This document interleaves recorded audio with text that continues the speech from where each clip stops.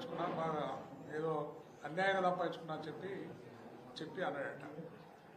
నీ తిరిగా నీ అయ్య సంపాదించిన ఆస్తి నాకు కొంత వచ్చింది.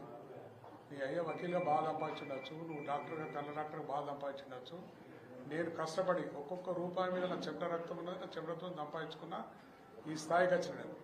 నా కొడుకు అన్నమాట, నా ఆస్తి నా కొడుకు వస్తుంది. అత్తగారు ఆస్తి వచ్చింది ఆయనకేమన్నదంటే నువ్వు ఉంటే బాగా ఉంచుకో, నీ తండ్రి వాళ్ళు బాగా సంపాదించవచ్చు, నా కొడుకు కోసం నా తండ్రి తక్కువ సంపాదించవచ్చు. నేను కానీ పిచ్చి మాటలు మాట్లాడు, ఏం మాట్లాడడం మనసు పడుతుంది. ఎందుకంటే కథ క్లోజ్ అవుతున్నది. ఇక మళ్ళీ 3 ఏళ్ళ నాటి కనిపించాడు. ఇక పోటీ చేసే ముఖం కూడా లేదు. ఫస్ట్ మేము పోటీ చేస్తాను కాబట్టి నడుము నొప్పి ఉన్నది, ముడి నొప్పి ఉన్నది, నేను రాను అని చెప్పి చేసాడు, నాకు కాదు అని చెప్పాడు. ఇవాళ వచ్చి ఏదో పార్టీ టికెట్ ఇస్తే 3 సార్లు టికెట్ ఇస్తే అవకాశం ఇస్తే ఒక్కసారి ఓడిపోయినా 2 సార్లు గెలిపించారు ఇక్కడ ప్రజలందరూ కూడా. ప్రజలందరూ గెలిపిస్తే ఇచ్చోనుగా మంచోనో మాకు అర్థమవుతలేదు. ప్రజలు కూడా అంటున్నారు సార్ అలా పోతాడు కాంగ్రెస్లో, వాళ్ళే కూడా తిరుగుతాడు సార్ ఏమో అంటే ఇంకా టీఆర్ఎస్ అంటుండే కదా సార్ అని చెప్పి. ఇదివరకే మీ అందరికి ఒకటే ఒకసారి సవాల్ ఇచ్చినాం. టీఆర్ఎస్ అంటున్నావు కదా, ఇక్కడికి రా, ఈయన చిన్న కండవా కప్పుకున్నాం, జెండా కార్యక్రమాలు పాల్గొందాం అని కూడా సవాల్ ఇచ్చినాం. ఇదివరకు రాలే. పర్సనల్ విమర్శలు పెంచాలంటే నువ్వేం సత్యవంతుడు కాదు, నువ్వేం బట్టే ఆపరేషన్ ఫ్రీగా ఎత్తలేవు, 10 ఎత్తున్నావు, 100 సంపాదించుకుంటున్నావు. నేను కూడా కష్టపడి కాంట్రాక్టర్గా 30 ఏళ్ళు కాంట్రాక్ట్ చేసి నేను సంపాదించుకున్న పెద్దలు, కానీ ఎవరిని ముంచి సంపాదించలేదు, ఎవరిని దొంగతనం చెప్పిన. ఏమన్నా అంటే క్రాస్ ఓటింగ్ రమ్మ తీసుకురా, నా క్రాస్ ఓటింగ్ చేసినట్టు తీసుకురా, ప్రూఫ్ చేసుకో. నా పార్టీని సస్పెండ్ చేసినా నిజం తెలుసుకొని మళ్ళీ పార్టీలో తీసుకున్నది. అంతేగాని చిన్న ముఖ్య మాటలు మాట్లాడినట్టు తెలివిలేనంటే మనసు పడతలేదుగా. పిచ్చి లేచిన జగ్త్యాలంతా గులాబీమయం అయిపోయింది. అందరు నాయకులందరూ కలిసిపోయారు. జీవన్ రెడ్డి గారు, రమణ గారు, వసంత గారు అందరు కలిసిపోయారు కనుక ఇక నాకు హతపడిచినట్టు భయంకు తోలుకొచ్చుకుంటా, మంత్రులను తోలుకొచ్చుకుంటా, వీళ్ళతో ప్రెస్ మీట్ పెట్టిస్తున్నాం. నీ ముఖం ఉంటే ఏనొచ్చిందా, టీఆర్ఎస్కు రాజీనామా అయ్యి మళ్ళా గెలువు. రేపు నీకు శక్తి ఉండి నీకు ఇట్ట నువ్వు సత్యవంతుడు అనుకుంటే రేపు నువ్వు కాంగ్రెస్కు మన టీఆర్ఎస్కు రాజీనామా అయ్యి బై ఎలక్షన్ పెట్టుకుని మళ్ళా గెలువు. దొంగ బాటలు పట్టుకుంటూ బతికంటూ నువ్వు మా మీద విమర్శించే నైతిక నా మీద కానీ డాక్టర్ సంజయ్ ఎమ్మెల్యే గారి మీద, కొరట్ల ఎమ్మెల్యే గారి మీద కూడా నువ్వు విమర్శించే స్థాయి కాదు. నువ్వు నీ కథేదో మాకు తెలుసు. నీ తల్లి సంపాదించిన ఆస్తి మీద నువ్వు ఊరులు ఆడుతుండొచ్చు, కానీ మేము కష్టపడచ్చు. నీ తిరిగిన దొంగతనం చేయలే, ఒక ఆపరేషన్ చేసి 10 ఆపరేషన్లు పైసలు దంచుకోలేము. కానీ మేము కష్టపడి కాంట్రాక్ట్ చేసి 30 ఏళ్ళ జీవితంలో కాంట్రాక్ట్ చేసి ఈ స్థాయికి వచ్చిన కనుక అవును విమర్శించే ఈయన స్థాయి కాదు అని చెప్తున్నాం. మళ్ళీసారి ఇదివరకు ఒకసారి కూడా మా మంత్రి గారి దగ్గర, ఈశ్వర్ గారి దగ్గర ఒకసారి డిస్కషన్ అనేది ఇట్లే ఎప్పుడు మరి మా తాతను తిట్టిండు, నన్ను తిట్టిండనంటే ఇక్కడ చెప్పిన ఒకసారి కొరట్లకి గిట్ట పోటీ చేస్తా అంటే రా, ఊకే నా మీద ఎందుకు కామెంట్ చేస్తున్నావు అని చెప్పి దౌడపల్లి ఉసగొడతాను మంత్రి ముంగంటే చెప్పిన. ఇప్పుడు కూడా అదే స్థాయి అవుతుంది. పిచ్చి మాట్లాడుతుంటే మాత్రం జాగ్రత్త. నచ్చిన కదా మునగాను అనుకోకు, జగిత్యాల ఒక నీదే అనుకోకు. జగిత్యాల జిల్లా వాసులం మేము, జగిత్యాల విద్యార్థి నేను ఇక్కడ చదువుకున్నా, నువ్వు ఒక్కరివే అనుకోకు నచ్చిందని చెప్పి హెచ్చరిస్తున్నా. మళ్ళీ ఒకసారి నా విషయం కానీ, నా కొడుకు విషయం కానీ, మా పార్టీ విషయం కానీ ఎప్పుడు తీసినా కానీ మాత్రం నేను వదిలిపెట్టామని చెప్పి తెలియజేస్తున్నా. ఇప్పుడు మా గౌరవ మీరు మాట్లాడి ఈశ్వర్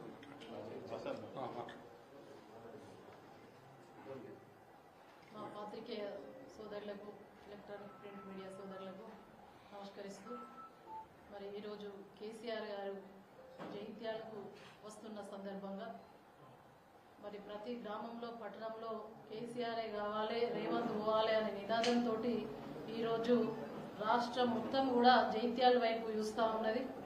మరి జీవన్ రెడ్డి గారి చేరిక సందర్భంగా ఈ సభను చూసి ప్రజలందరూ కూడా ఆ యొక్క మన తెలంగాణ సాధకుడు కేసీఆర్ గారిని చూడడానికి వస్తున్న తరుణంలో మరి ఇక్కడ ఉన్నటువంటి ఎమ్మెల్యే భయం పుట్టింది, మనసున పడతలే. నిజంగా కూడా మా పెద్దలు జిల్లా పార్టీ అధ్యక్షులు అన్నట్టు పిచ్చిలేసినట్టుగా మాట్లాడుతున్నారు.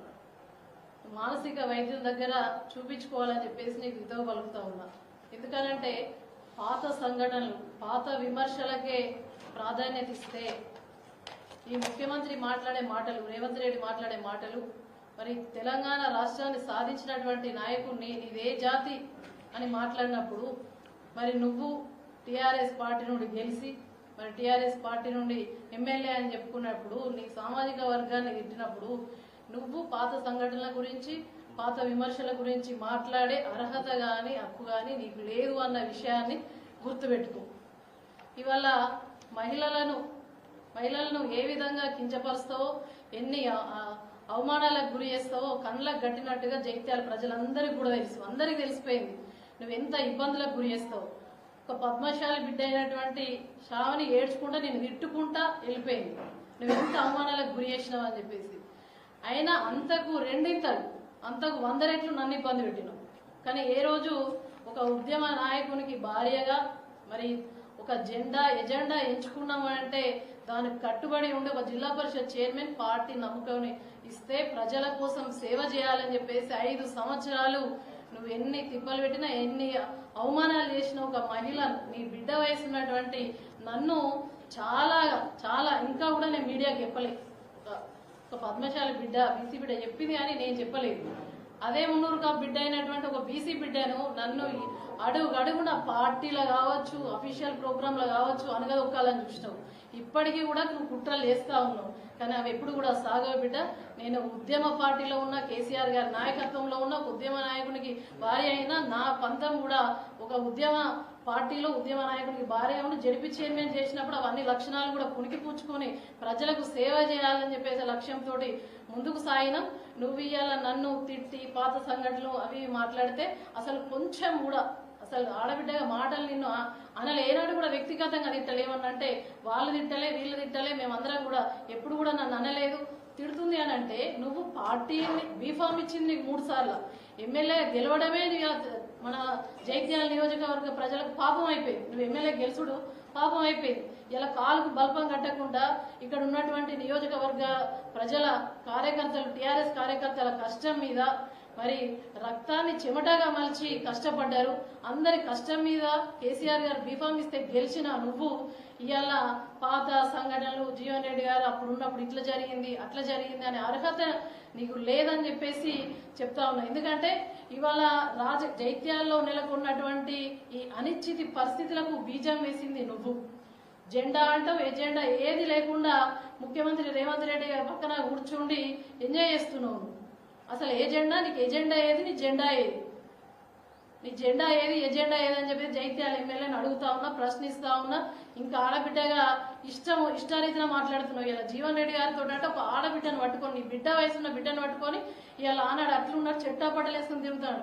నిన్ను మాత్రం ఏదో ఒక రోజు మరిగా బజార్లకు తీసుకొచ్చి మరి దేని బట్టి కొట్టుడు అనాలంటే ఒక సంస్కారం ఉన్నటువంటి బిడ్డగా అనాలనిపిస్తలే. కానీ నీ మాటలు ఆ విధంగా దిగజారి మాట్లాడుతున్నావు. జాగ్రత్త ఎమ్మెల్యే సంజయ్ అని చెప్పేసి హెచ్చరిస్తా ఉన్నా. నీ కాంట్రాక్టర్ల కోసం, నీ డబ్బుల కోసం, నీ కాంట్రాక్టర్ పనుల కోసం నువ్వు రేవంత్ రెడ్డి పక్కన కూర్చొని మరి ముఖ్యమంత్రి పక్కన కూర్చొని నువ్వా మాకు నీతులు చెప్పేదని చెప్పేసి ఇలా సంజయ్ కుమార్ ను మరి హెచ్చరిస్తున్నావు. జాగ్రత్త బిడ్డ. ఇంకొకసారి ఆల్రెడీ పార్టీలో అవమానించినావు, అఫీషియల్ గా నన్ను ఏ గ్రామానికి పోనీయకుండా చేసినావు, అన్ని ఇబ్బందులు పెట్టినావు. ఏనాడు నిన్ను ప్రెస్ ముందర తిట్లే, వ్యక్తిగతంగా తిట్లే. నువ్వు పార్టీ ఇడిచిపెట్టిపోతే సబ్జెక్టు పరంగా మాట్లాడినా. మా కార్యకర్తల కష్టం మీద గెలిచినావు, వెళ్ళిపోయినావు, మళ్ళా బీఆర్ఎస్ అంటావు, కాంగ్రెస్ అంటావు. అప్పుడే నీకు ఒక స్థిరత్వం లేదు, నిలకడ లేదు. నువ్వు పార్టీ అయితే రాని జిల్లా పార్టీ ఆఫీస్ లో సవాల్ విసిరిన మేమందరం కూడా ఒక సబ్జెక్టు పరంగా మాట్లాడుతూ ఉన్నాం. మొన్న కేంద్రీయ విద్యాలయం వచ్చింది మనకు, మంచిది అని చెప్పేసి చలిగాల పోయి అందరితోటి కలిసి అక్కడ చలిగాల అభివృద్ధి కావాలి, జైత్యాల నియోజకవర్గం అభివృద్ధి కావాలని చెప్పేసి మాట్లాడినావు. నీకు పదవి ఇచ్చి ఎమ్మెల్యే పదవి ఇచ్చిండ్రు కాబట్టే ఆనాడు కేసీఆర్ సార్ బీఫామ్ ఇస్తే ఎమ్మెల్యే గెలిచినావు. ఎమ్మెల్యే గెలిచింది, ఎమ్మెల్యే భిక్ష పెట్టింది నీకు కేసీఆర్ అన్న సంగతి మర్చిపోకని చెప్పేసి హెచ్చరిస్తా ఉన్నావు. ఎమ్మెల్యే పదవే లేకపోతే నువ్వు ఏం చేసేవాడివి? అసలు నేను ఎవరు గుర్తుపడదురు, ప్రజలు గుర్తుపడతారు. అదే కళ్ళ ఆపరేషన్లు వేస్తే ఏదో కళ్ళ ఆపరేషన్ల ద్వారానే గెలిచినా అని చెప్పి నువ్వు భ్రమలు ఉన్నావు. ఇవన్నీ కూడా సాగాయి. ఇవాళ ఒక మహిళ ఆడబిడ్డకు నువ్వు జీవన్ రెడ్డి గారితో ఆనాటి మర్చిపోయి చెట్టపట్లు వేసుకున్న దానికి క్షమాపణ చెప్పకపోతే బిడ్డ రాబోయే రోజులలో ప్రజలే నీకు గుణపడని చెప్తారని చెప్పేసి తెలియజేస్తా ఉన్నాను.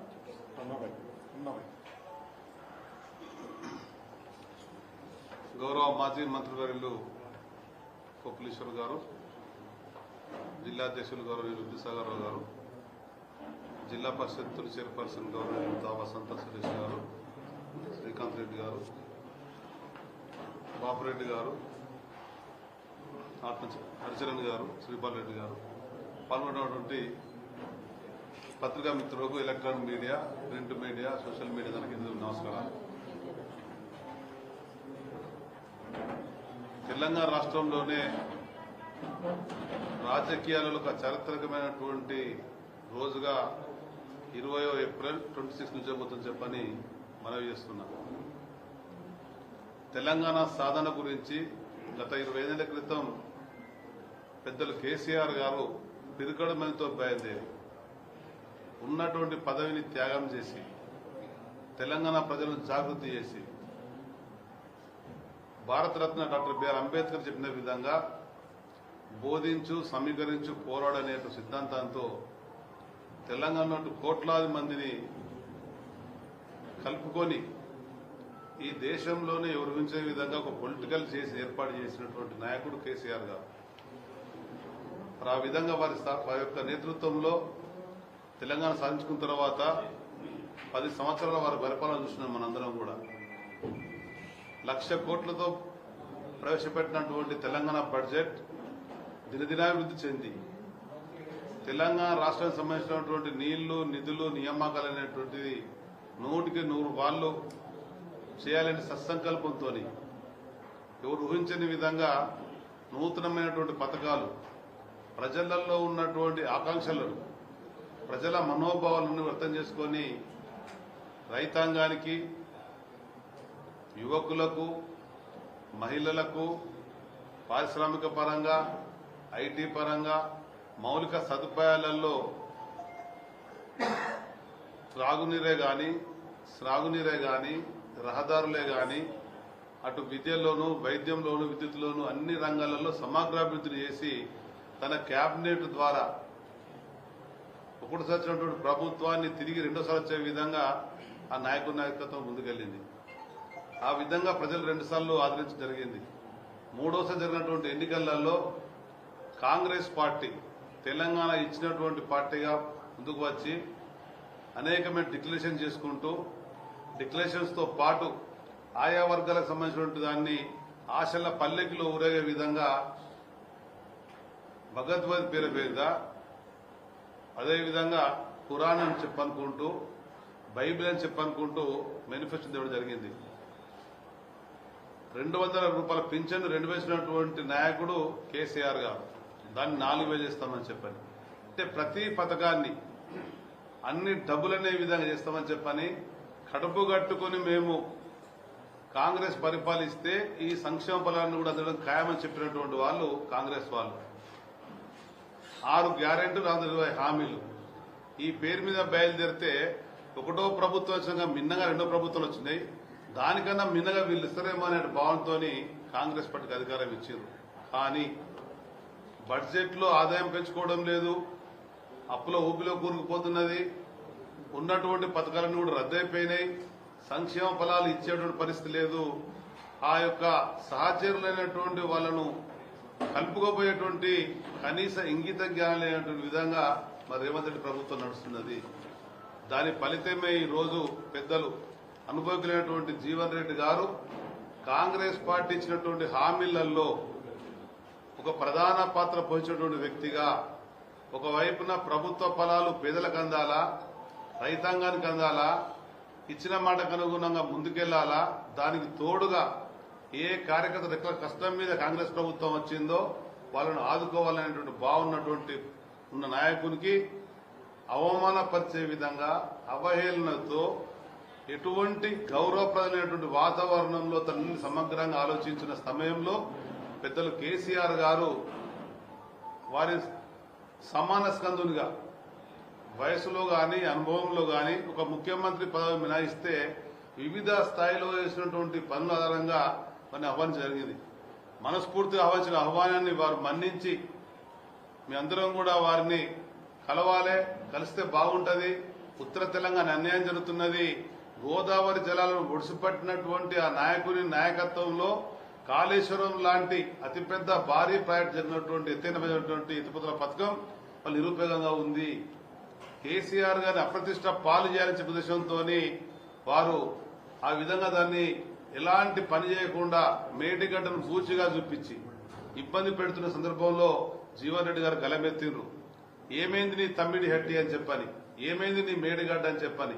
పెద్దలు ఈశ్వరయ్య గారి నేతృత్వంలో గత సంవత్సరం వెళ్ళినాం, చూసినాం, చెప్పినాం ప్రభుత్వానికి గోదావరి జలాలు వృధా అవుతున్నవి, త్రాగునీరు సాగునీరు ప్రధానంగా ఇబ్బంది పడుతున్నాం తెలంగాణ వాళ్ళం.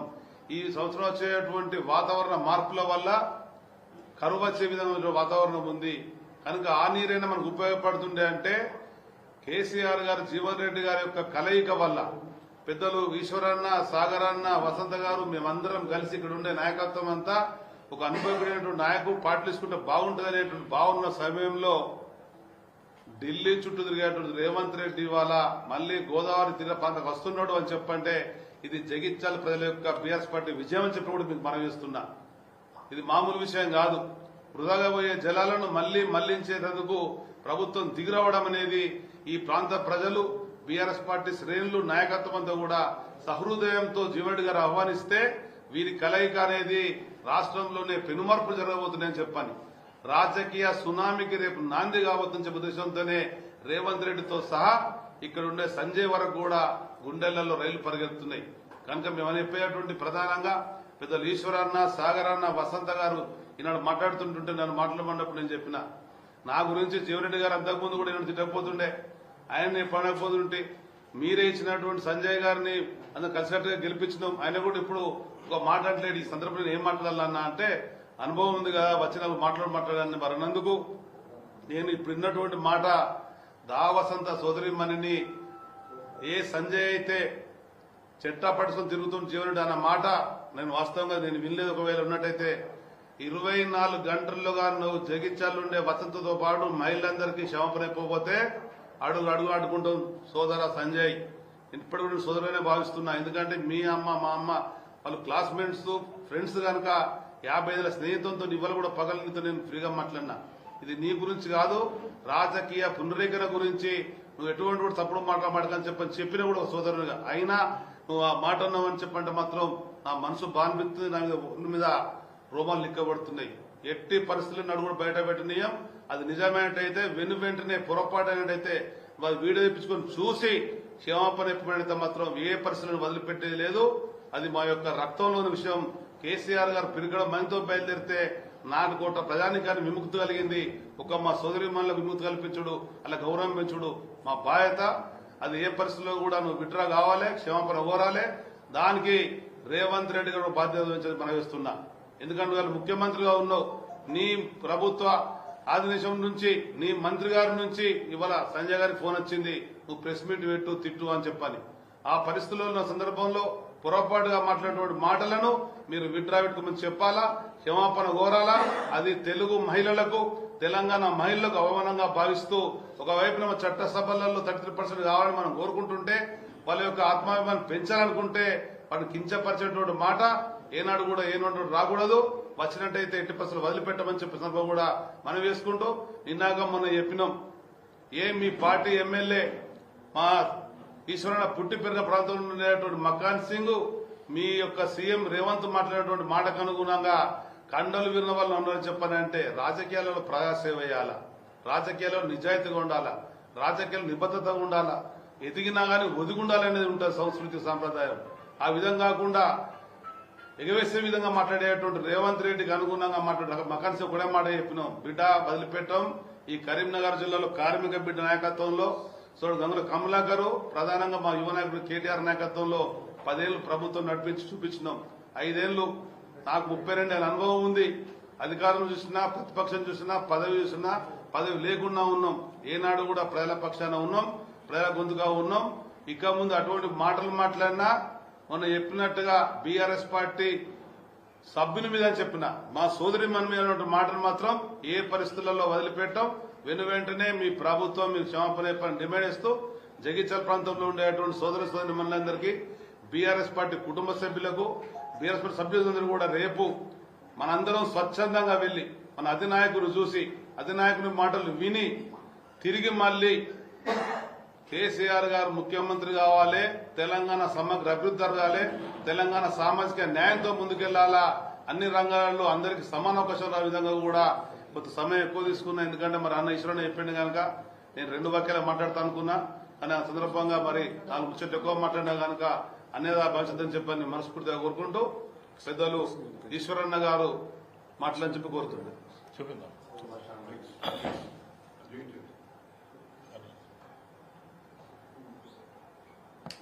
మీడియా మిత్రులకు నమస్కారం. నాతో పాటు ఈరోజు పత్రికా సమావేశంలో పాల్గొన్నటువంటి మా జిల్లా అధ్యక్షులు పెద్దలు విద్యాసాగర్ రావు గారు, మాజీ మంత్రివర్యులు, ఈ ప్రాంత నాయకులు ఎల్ రమణన్న గారు, అదేవిధంగా దావ వసంత గారు, మాజీ జడ్పీ చైర్మన్ బాపిరెడ్డి గారు, అదేవిధంగా ఇలాల శ్రీకాంత్ రెడ్డి గారు, హరిచరణ్ రావు గారు, శ్రీపాల్ రెడ్డి గారు, ఈరోజు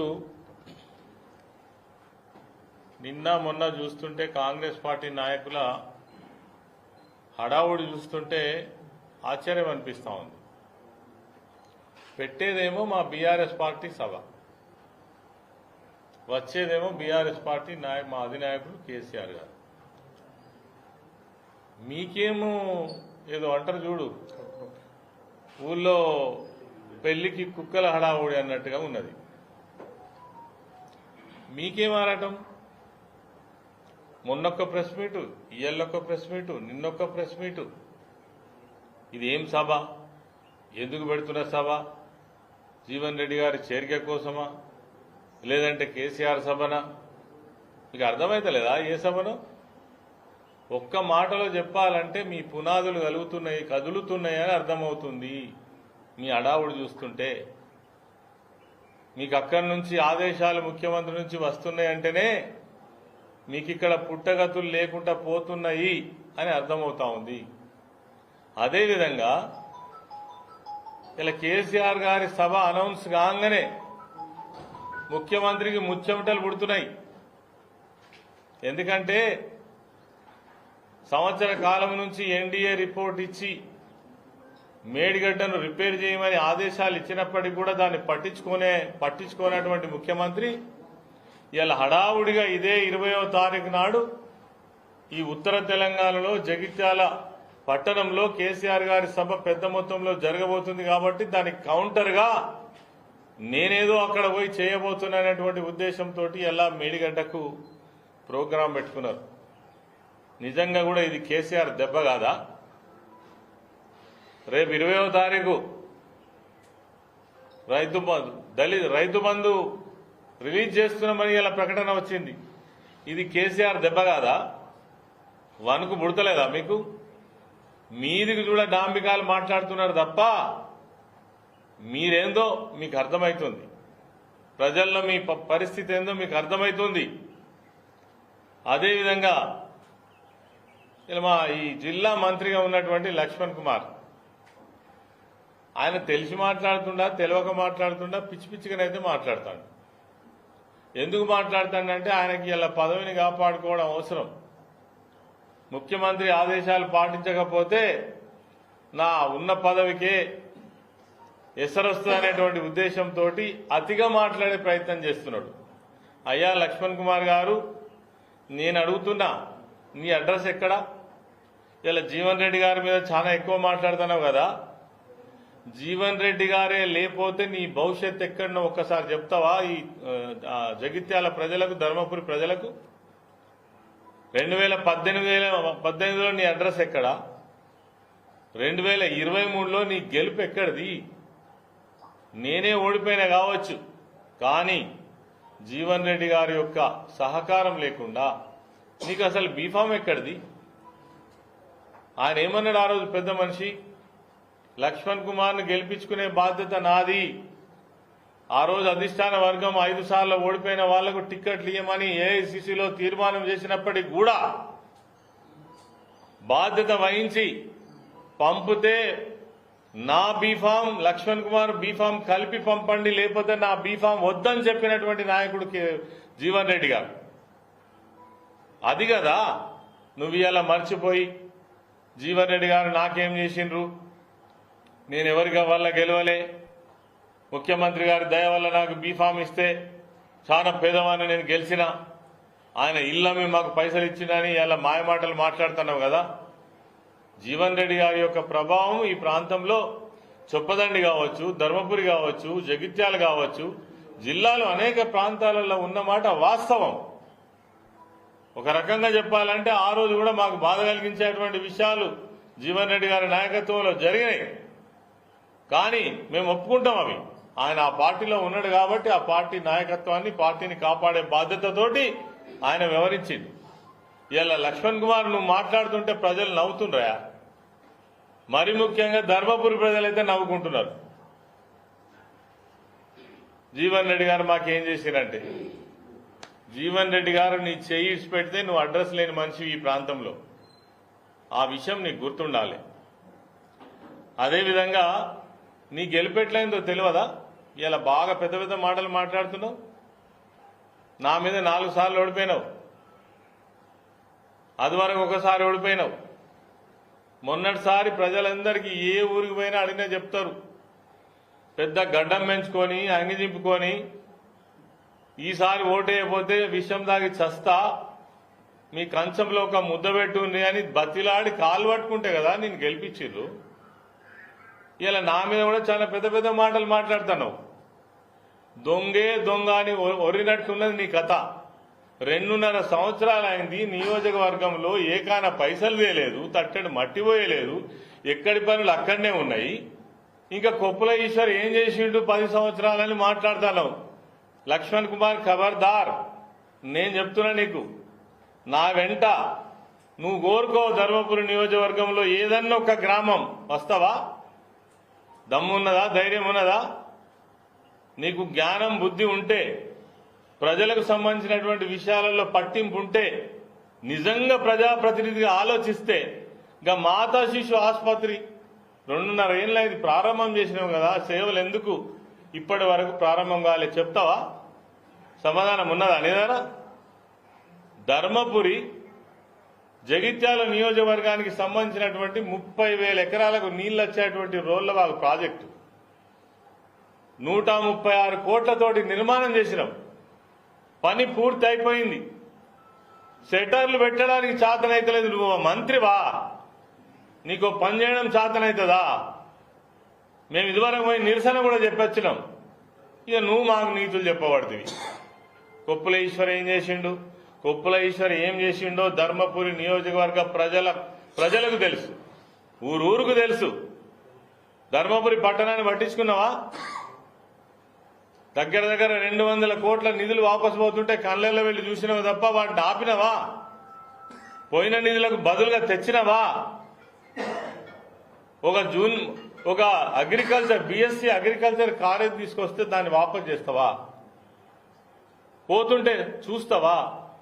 పేద బిడ్డలు చదువుకుంటారు. ఈ గ్రామీణ ప్రాంతాలలో ఒక అగ్రికల్చర్ బీఎస్సీ కాలేజ్ కావాలని నేను సమ్మపల్లి ప్రాంతంలో తీసుకువస్తే దాని జీవో కూడా చూపిస్తే ఎక్కడ వచ్చింది? సోషల్ వెల్ఫేర్ మినిస్టర్గా నా ప్రాంతంలో ఈ పేద ప్రజల మధ్యన ఒక మంచి కాలేజ్ ఉండాలని తీసుకొస్తే దాన్ని వాపసు చేసినావు కదా.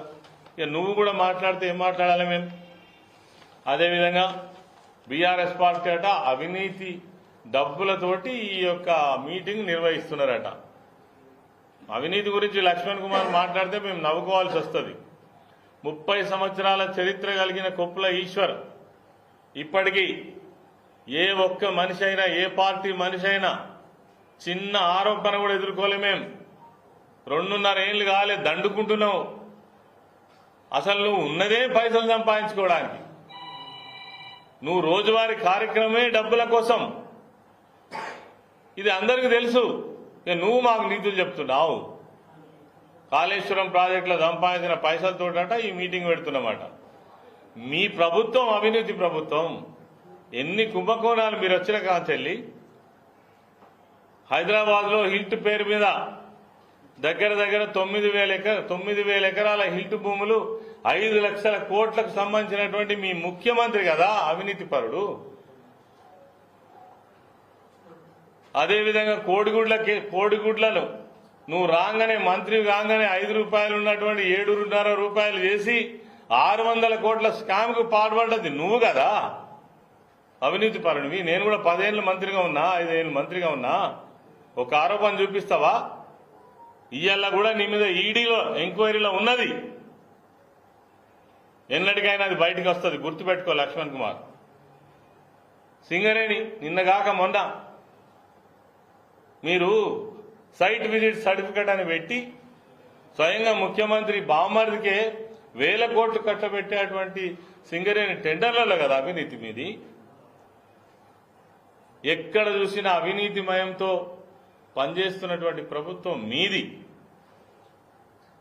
ఇచ్చిన వాగ్దానాలను తుంగల దొక్కి ప్రజలతోటి ఆటలాడుతున్నది మీరు. బ్రహ్మాండంగా 10 సంవత్సరాలు కేసీఆర్ గారి నాయకత్వంలో అన్ని రంగాలను అభివృద్ధి చేసి సస్యశ్యామలం చేసినటువంటి రాష్ట్రాన్ని సర్వనాశనం చేసింది మీరు. లక్ష్మణ్ కుమార్ ఒక ప్రశ్న అడుగుతున్న సమాధానం చెప్తావా? నీ సోషల్ వెల్ఫేర్ డిపార్ట్మెంట్లో ఉన్నటువంటి వందలాది గురుకుల పాఠశాలల్లో ఇప్పటికే 127 మంది పిల్లలు చనిపోయినరు. ఎందుకు చనిపోయినరో జవాబు చెప్తావా? అన్నం దొరుకుతలేదని రోడ్లు ఎక్కుతున్నారు. బెస్ట్ అవైలబుల్ స్కూల్స్ ఆనాడు 9,000 సీట్లుంటే 26,000 సీట్లకు పెంచి వాళ్ళ యొక్క ఫీజు కూడా 22,000 ఉంటే 42,000 చేసి దాన్ని ఎస్సీ ఎస్టీ బిడ్డల కోసం మేము చేసినాం. ఇలా అది ఎత్తేస్తానంటున్నారు.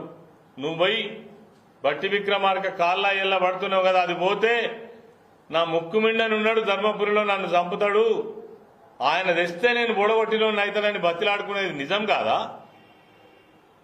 నీదో ప్రభుత్వం, నువ్వు మంత్రివి, నీదో సర్వీసు, నువ్వు మా మీద మాట్లాడు, అవి మేము వినుడు. సిగ్గుండాలి. జగిత్యాల పట్టణంలో సోషల్ వెల్ఫేర్ డిపార్ట్మెంట్ నుంచి నేను ఒక స్టడీ సర్కిల్ తీసుకువచ్చిన. ఒక బ్యాచ్కి 100 మంది పిల్లలకు ట్రైనింగ్ ఇచ్చి వాళ్ళకు ఉద్యోగ అవకాశాలు వస్తాయి. తాళం తీసినావా లక్ష్మణ్ కుమార్ 2.5 ఏళ్ల నుంచి? చేత కాదా? చేత కాకపోతే మంత్రి పదవికి రాజీనామా చేయి. నువ్వు అన్నావు కదా, 1 సంవత్సరం తిరిగే లోపల ధర్మపురి పట్టణంలో బస్ డిపో కావచ్చు, రెవెన్యూ డివిజన్ కావచ్చు, డిగ్రీ కాలేజ్ కావచ్చు, పాలిటెక్నిక్ కాలేజ్ కావచ్చు, ఐటీఐ కాలేజ్ కావచ్చు తెస్తానంటివి కదా. సంవత్సరం అయిందా కాలేదా? అయ్యా తమరికి గుర్తున్నదా సంవత్సరం? నువ్వే చెప్పినావు కదా బల్ల గుద్ది ముఖ్యమంత్రి ఎవరన్నా ఉండని అని. మాయమాటలు ఎప్పుడు కాదు, పనిచేసి చూపించుడు నేర్చుకో. ప్రజాప్రతినిధి అంటే ఏదో డోకాబాది మాటలు తెప్పి కాలం వెళ్ళదీసుడు కాదు. 2.5 ఏళ్ళైంది. ఏం చేస్తేవి? నీ మార్క్ చూపిస్తావా ధర్మపురిలో? నేనున్నడాడు 32,000 చెక్కులు సీఎం రిలీఫ్ ఫండ్. ఆపదలో ఉన్న మనిషిని ఇట్లా నిమిషాల మీద ఆదుకున్నాం. ఏమైపోయింది? ఇవాళ ఒక్క సీఎం రిలీఫ్ చెక్కు లేదు, పేదవాళ్ళకు అండదండ లేదు, ఎల్ఓసి అనేటువంటి సిస్టమే ఖతం అయిపోయింది. ఎక్కడున్నటువంటి అభివృద్ధి అక్కడనే ఆగిపోయింది. ఇలా మేమేదో మీటింగ్ పెట్టుకొని జీవన్ రెడ్డి గారి చేరిక సందర్భంగా కావచ్చు, మీ 2.5 సంవత్సరాల ప్రభుత్వం యొక్క ఫెయిల్యూర్స్ కావచ్చు, మీరు ప్రజలను గోసపెచ్చుకుంటున్నటువంటి విధానాన్ని ఇలా పటాపంచలు చేయడం కోసం కేసీఆర్ గారు సభ పెడితే మీకేదో ఉలిక్కిపాటు వస్తున్నది. నీకెందుకా ఉలిక్కిపాటు? అది చిన్న గ్రౌండ్, అలా 20-25 మంది కంటే తక్కువ పడతారు, 1,00,000 మంది ఏడికి వస్తారా అంటారు. అరే మేము 1,00,000 మంది వస్తామా, 25,000 మందివా? నీకెందుకాయా? దీన్ని బట్టి అర్థమయ్యేది ఏంటంటే మీకు వణుకు పుడుతుంది. ఈ ప్రాంతంలో మీకు పుట్టగతులు లేకుండా పోతాయనేటువంటి ఈ ఆలోచనలో అనుమానంలో పడ్డారు. అందుకోసమే దీన్ని ఈ సభను విచ్ఛిన్నం చేయాలి. ఇగో ఇప్పుడే మా వాళ్ళు చూపిస్తున్నారు. ఈ ఫ్లెక్సీలు చింపుతారా? తర్వాత ఫ్లెక్సీలు చింపి డిస్టర్బ్ చేసేటువంటి ప్రయత్నం చేస్తున్నారు.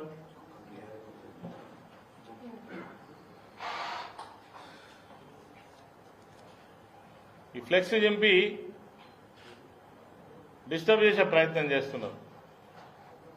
అదేవిధంగా ఇలా ప్రజల్లో మాత్రం కేసీఆర్ గారిని చూడాలని, కేసీఆర్ గారు చెప్పేటువంటి మాటలు వినాలని, ఈ ప్రభుత్వానికి వ్యతిరేకంగా మా పక్షాన మాట్లాడేటువంటి ఆ మాటలు వినాలని ఇలా ప్రజలు ఉవ్విళ్ళూరుతున్నారు. ఎప్పుడెప్పుడు కేసీఆర్ గారు వస్తారా, అప్పుడప్పుడు మేము సభకు వెళ్లాలనేటువంటి ఉత్సాహంతో ఉన్నారు. ఎవరిని ఆపినా ఆగే పరిస్థితి లేదు. ఒకవైపు ప్రజల్లో ఈ పరిస్థితి ఉంటే కాంగ్రెస్ నాయకులకు మాత్రం వాళ్ళు చాలా అభివృద్ధి చేసిందట, మేమేం చేయలేదట, ఆ గొప్ప చెప్పుకోవడానికి రోజు ప్రెస్ మీట్ల మీద ప్రెస్ మీట్లు పెడుతున్నారు. చూస్తాం ముందట కూడా ఇంకా చాలా విషయాలు మాట్లాడతాం, వట్టిగానే వదిలిపెట్టాం, అడుగడుగున వెంటాడతాం. మీ అవినీతి భాగవతం కావచ్చు, మీ అభివృద్ధి నిరోధకమైనటువంటి చర్యలు కావచ్చు, మీరు చేస్తున్నటువంటి హరాస్మెంట్ కావచ్చు, డెఫినెట్ గా ప్రజాక్షేత్రంలో ప్రశ్నిస్తూనే ఉంటామని ఈ సందర్భంగా తెలియజేస్తూ, బ్రహ్మాండంగా ఈ సభ సక్సెస్ అవుతుంది. ఈ సభ తర్వాత మీకు చాలా చాలా చాలా చాలా విషయాల మీద మీకు క్లారిటీ వస్తుందని కూడా ఈ సందర్భంగా మనవి చేస్తాం. Thank you. Thank you.